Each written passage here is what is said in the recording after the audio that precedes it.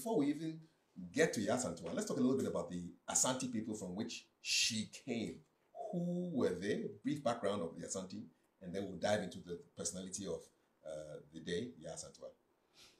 Well, I will start by saying that Asante is simply one of the many Akan states. You know, the Akans had originated from the Bono area. You know, all Akans are Bono people to start with. And among the Bonos, those who broke away and went to unite because of war, Asante, we call them the Ashantes. Asante is an English word, it's an anglicization of Asante. Okay. And which literally Asante Asante because of war. Because of war. Because of war. Not because they wanted to conquer, but because they wanted their independence.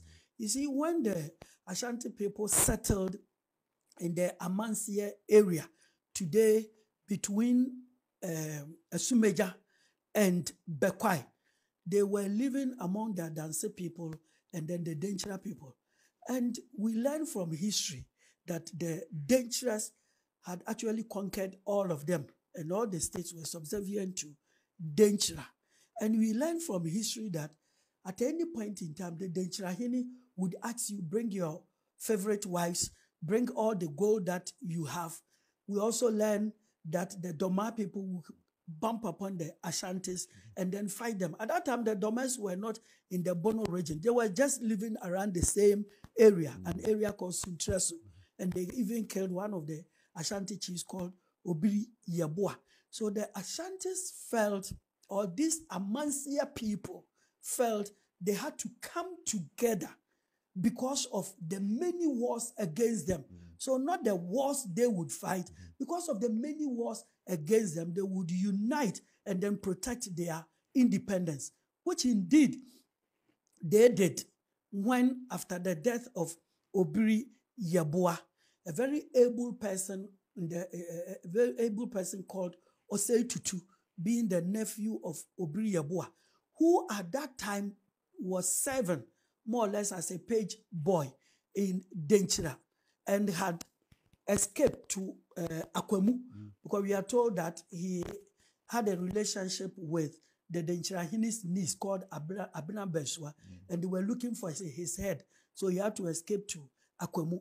For two reasons, Osei Tutu will go to Akwemu.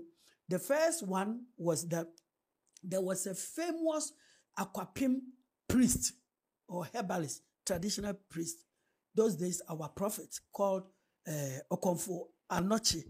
He was an Akwapim, but at that time the Akwapims were under the Akwamus. So to call yourself Akwapim was also the same as calling yourself an Akwemu. He was very popular among the Denchires, but because of misunderstanding between the two, they wanted to kill him and he had to go back home. And Osei Tutu knew him when the two of them were together in Denchira and looking for a place to go. Ashanti, he would not be able to go because of the persistent wars. And as a royal, he feared they would kill him. So he had to look for a place to go. And the safest place was Konfanokye's place, the person he knew. And then also, when he was a young boy, he had already been taken there because his mother was barren. And Ashanti royals had to travel to a place called Tutu, to look for herbs for the woman to use in order to produce a child. And it worked. So they named Osei and then Tutu, the place they went, the Tutu gods. So it became Osei Tutu. So Osei Tutu was very familiar with Akwemu. He went there and started working there for some time. Then he heard that his uncle had been killed in a war with the Dormaa people and therefore had to come back to become the chief of Kwamai or Amansie. And he had to come with his friend Konfanokye. Why? Konfanokye had planned to pay the Denchira people back in their own coins.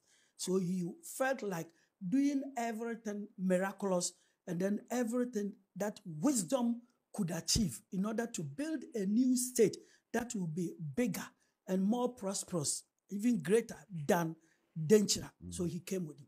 Now, on his way, the Akomuhine, realizing that the young man you are traveling with is not an ordinary man. All along, we thought that he was a slave from Denchira. Today, we have learned that he's a royal from Asante. So we have to get him men, about 500 men, to accompany him. Yeah. So they accompany him. When the leader of the Akomu group was called Enum Asamoah. And when they go to Kwamai, later to become Kumasi,